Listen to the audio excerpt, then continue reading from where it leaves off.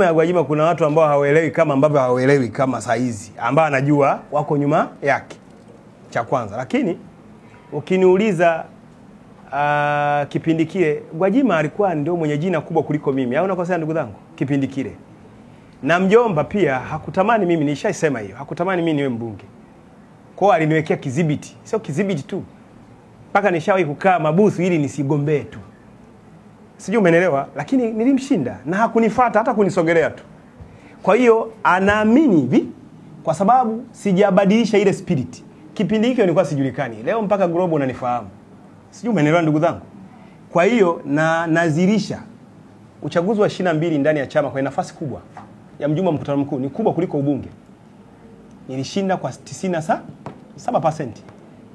Na wanaonifuata hasa ambao wengine walikuwa wagombea wangu, mimi na 779, wao wana 318.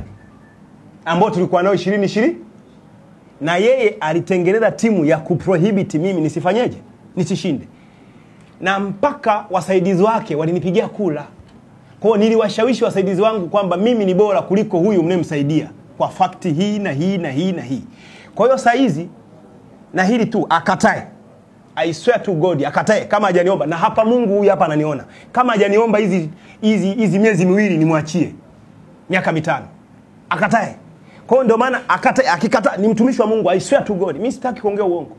Ameniomba tukiwa Dodoma mkutano mkuu ule wa juzi maalum, akatae. Hii ni kwa sitaki kulisema. Akikataa na hapa Mungu, kama kweli bishop ni mtumishi wa Mungu, akatae hii. Kama hakuniomba kwamba nimwachie uchaguzi, nikamwambia na kuachiaje mjomba? Mimi sio hayati, mimi sio mjomba. Sijui unaelewa bosi wangu. Kwa hiyo kwa maana hiyo aliamini kabisa mimi nafanyaje? Namshinda. Ndio maana ananiomba po. Na mimi nimwambia mjomba, nimeshaamsha upepo, yani jasho halijatoka. Kwa sababu mimi naishi na wananchi, mimi naishi na jamii yangu bro. Mimi nimetoa maisha yangu kuwa sauti ya umma hata kama si babaji nje. Sijui umeelewa ndugu zangu. Mimi utumishi kwa wananchi, mimi nimejifunza kwa hayati mambo mengi. Nimechukua yale mazuri yote nikayaishi na nikadetermine nataka kwenda wapi, na ninaishi ninakotaka kwenda. Najua ninakotaka kwenda. Na najua beria zangu ni wakina Gwajima, watu wa namna ile. Kwa nani namtaka Gwajima? Kwa sababu ndio mwenye kamdomo. Kwa ndio maana najua tukiingia na game na Gwajima, mkileta watu wengine mnanionea inzi kwa risasi ngumu. Sijui umeelewa ndugu zangu. Mimi nataka bato ngumu. Mimi nikaga hapa ili nishindane na watu wenye nguvu hiyo. Sikutaka kwenda Chato kule ulikozaliwa wako. Nimekaa hapa, mimi mtoto wa mjini. Mimi wananiita Mzaramo wa mjini. Ni kweli Mzaramo, najua mashida ya Zalamo.